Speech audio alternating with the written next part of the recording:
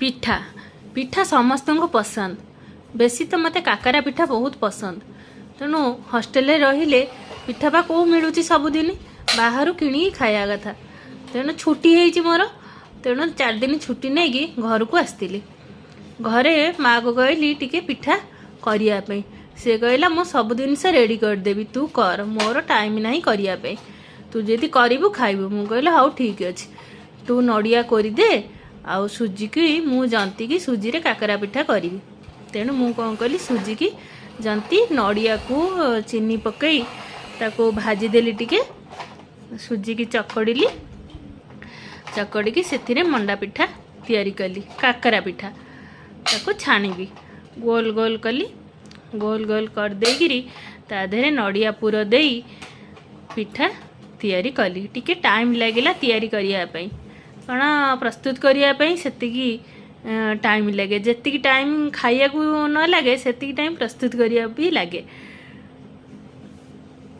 ताकू बसिकी गोल गोल करी भला भावे गढ़िली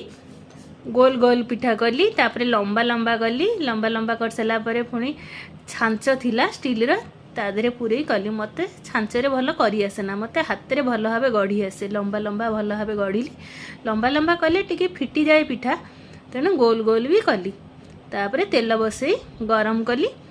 जाइकी फास्ट गोटे छोटा करिकी छाणिली तेलटा तातीची कि नाई जेंटी तेल तातीगला सबू पकईली पिठा 4-5टा लेखा तेल रे पकईली टिके समय रहिला परे पिठा होईगला रेडी।